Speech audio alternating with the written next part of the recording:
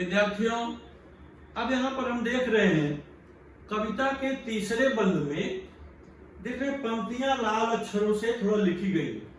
मेरी निश्वासों से दुततर सुभग्न तू बुझने का भय कर, मैं अंचल की ओट किए हूं अपनी मृदु पलकों से चंचल, सहज सहज मेरे दीपक जल। अलग इंक से पंक्तियां लिखी गई, महत्वपूर्ण पंक्तियां हैं, इनकी हम चर्चा करेंगे। देखेंगे आप लोग इन पंक्तियों के माध्यम से कवयित्री महादेवी वर्मा क्या कहती हैं।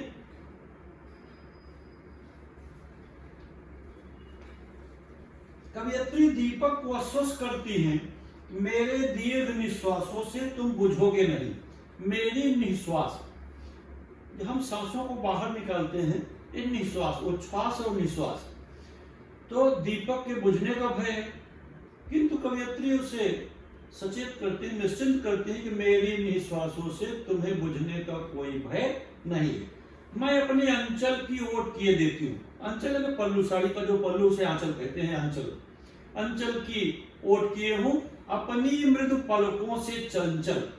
किससे ओट? पलकों के अंचल से दीपक को ओट दे करके, ओट दे मैंने आड़ दे करके उसको बुझने से बचाएंगे और दीपक सहज सहज आसानी से इस तरह जलता रहेगा। देखें, मेरे दीर्घ निश्वासों से तुम नहीं बुझोगे। वह कहती हैं, मैंने तुम्हारी रक्षा के लिए अपनी पलकों से भी चंचल अपने आंचल की आड़ किया है, जिससे निश्वासों से या हवा के झोंकों से बुझने का कोई भय नहीं। वह दीपक से कहती हैं, मैंने तुम्हारी रक्षा के लिए आंचल की आड़ की है। वह दीपक से सामान्य ढंग से जलने का निवेदन करती है। सजल सजल, जलयुक्त, आसानी से जलता रहे और लोगों का पथ प्रकाशित करता रहे। कवयित्री के अनुसार सीमा ही लघुता का बंधन है। जहां पर एक सीमा हो जाती है, सीमा एक बिंदु आ जाता है कि हम इसके आगे नहीं बढ़ सकते। और सीमा, जैसे देशों की सीमाएं हैं, ऐसे प्रत्येक चीज की एक सीमा है। सीमा का उल्लंघन हानिकारक होता है। तम वसीम तेरा प्रकाश चिर। तम, तम माने अंधकार, अंधेरा, अंधेरा बहुत है। धरती पर अनेक तरह के लोगों के कष्ट हैं, दुख हैं, किंतु प्रकाश कैसा है? चिर, चिर, निरंतर, हमेशा रहने वाला। तो इस तरह अंधेरे और उजाले के बीच का एक खेल निरंतर चलता रहेगा। तम वसीम तेरा प्रकाश चिर, खेलेंगे नो खेल निरंतर। कवि गोपाल दास नीरज ने बड़ी सुंदर एक कविता लिखी है, जलाओ दिए, कविता का शीर्षक है। जलाओ दिए पर रहे ध्यान, इतना अंधेरा धरा पर कहीं रह न जाए। जलाओ दिए पर रहे ध्यान, इतना अंधेरा धरा पर कहीं रह न जाए। इस तरह से दीपों के माध्यम से धरती का अंधकार दूर करने की बात अनेक लोगों ने की है। इसी तरह कवयित्री महादेवी वर्मा कहती हैं, अंधकार तो असीम है, किंतु प्रकाश भी चिर है, निरंतर है।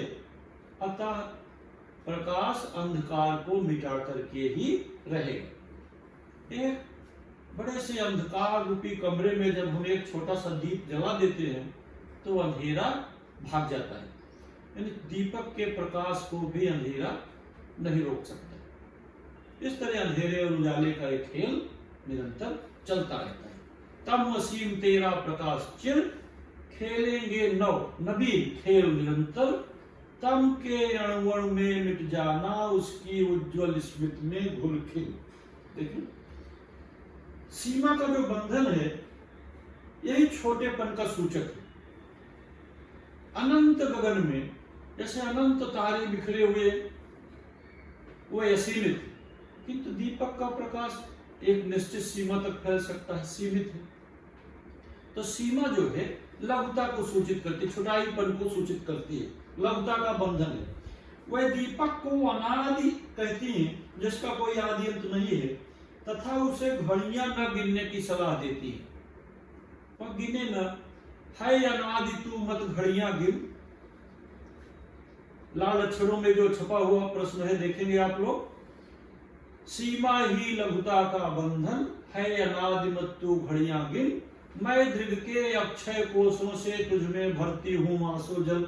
दृग लोचन आंख, जैसे आंखों में जो आंखों का पानी है आंसू, वो अक्षय कोश जैसे कभी रिक्त न होने वाला है। मानो उस अक्षय कोश से आंसू जल भर भर करके कवियत्री दीपक को हमेशा सजल बनाए रखना चाहती है। कहती है कि तू बुझने की घड़ियां मत गिन, ऐसा न सोच कि तू नष्ट होगा। मैं अक्षय आंसू के संग्रह से तुझ में यह सुजल भरती रहूंगी, भर भर के देती रहूंगी।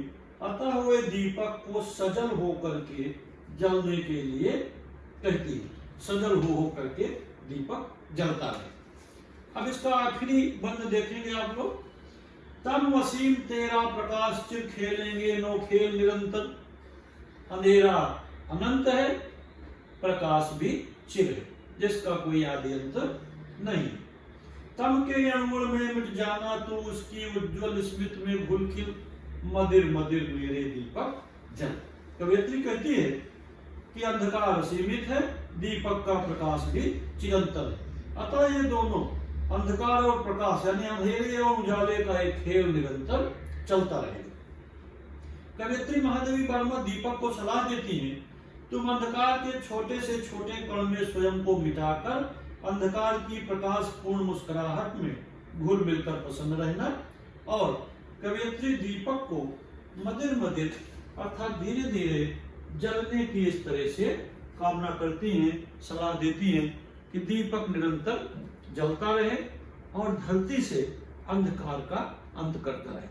विद्यार्थियों, अंधकार बुराई का प्रतीक है और प्रकाश या उजाला अच्छाई का प्रतीक है। तो अच्छाई और बुराई दोनों एक साथ रह नहीं सकती। जहां अच्छाई है वहां बुराई नहीं रहेगी। जैसे अंधकार और प्रकाश एक साथ नहीं रह सकता। घना अंधकार छाया रहता है, जैसे ही आप कमरे में बिजली का बटन जलाते हो कि प्रकाश चारों ओर फैल जाता है और अंधेरे का नाश कर देता है। इसी तरह से कवियत्री दीपक के माध्यम से धरती पर लोगों के कष्टों को दूर करने का निवेदन करती है, प्रयास करती है और लोगों से ऐसी उम्मीद करती है कि लोग स्वयं कष्ट सहकर दीपक की भांति भी लोगों के जीवन को सुखमय आनंदमय बनाएं और उनके कष्टों को दूर करें। धन्यवाद।